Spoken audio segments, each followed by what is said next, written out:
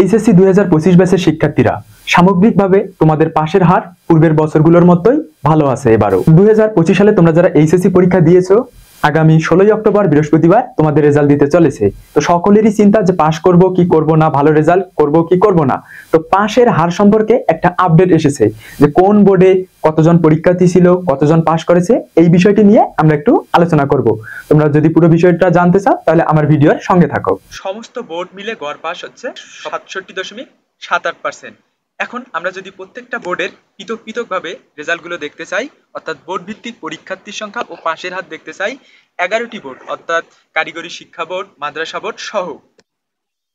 শিক্ষা বোর্ড হচ্ছে ঢাকা বোর্ডের শিক্ষার্থীদের পরীক্ষার্থীর সংখ্যা ছিল 2,91,241 জন, পাশের হার 79.21%। এরপর যদি রাজশাহী বোর্ডের আমরা দেখি, পরীক্ষার্থী ছিল 1,33,242 জন এবং পাশের হার 81.24%। যশোর বোর্ডের যদি আমরা দেখি, 1,16,317 জন পরীক্ষার্থী ছিল এবং পাশের হার 64.29%। যশোর বোর্ডে কিন্তু পাশের হার একটু কম, 64.29%। এরপর যদি আমরা কুমিল্লা বোর্ড দেখি, কুমিল্লা বোর্ডে পরীক্ষার্থীর সংখ্যা ছিল 1,01,750 জন এবং পাশের হার 71.15%। চট্টগ্রাম বোর্ডের পরীক্ষার্থীর সংখ্যা ছিল 1,135 জন, পাশের হার 70.32%। বরিশাল বোর্ডে পরীক্ষার্থীর সংখ্যা ছিল 61,025 জন এবং পাশের হার 81.85%। সিলেট বোর্ডে পরীক্ষার্থীর সংখ্যা ছিল 69,683 জন, পাশের হার 85.39%।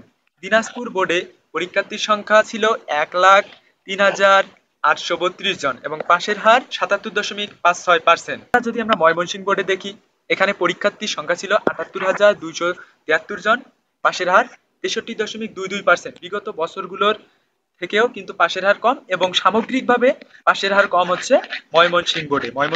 এবার পাশের হার অনেক কম, 63.22%।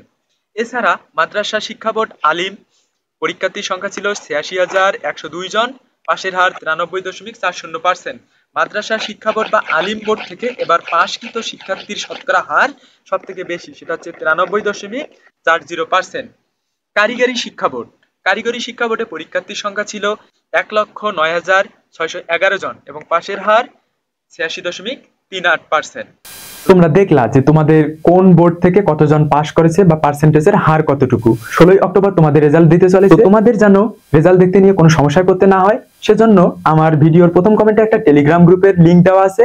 সেই লিংকের মাধ্যমে টেলিগ্রাম গ্রুপে যুক্ত হলে সবার আগে এবং সুন্দরভাবে তোমরা তোমাদের রেজাল্টগুলো দেখতে পারবা।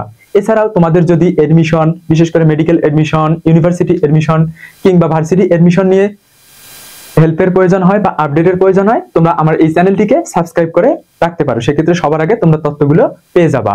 তোমরা রেজাল্ট কিভাবে দেখতে পারবা? তোমরা 3টা বা 4টা পদ্ধতির মাধ্যমে কিন্তু রেজাল্টটা দেখতে পারবা। সবার প্রথম তোমরা রেজাল্টটা দেখতে পারবা SMS এর মাধ্যমে। এরপর তোমরা ওয়েবসাইটের মাধ্যমে রেজাল্ট দেখতে পারবা। এছাড়া তোমাদের কলেজ বা বোর্ডের যে PDF আছে সেখান থেকেও রেজাল্ট দেখতে পারবা। এছাড়াও এখন অ্যাপস এর মাধ্যমে অনেক পুঙ্খানুপুঙ্খানুভাবে কিন্তু রেজাল্ট দেখা যায়। এইচএসসি রেজাল্ট 2025 এই অ্যাপস এর মাধ্যমেও তোমরা তোমাদের রেজাল্ট দেখতে পারবা।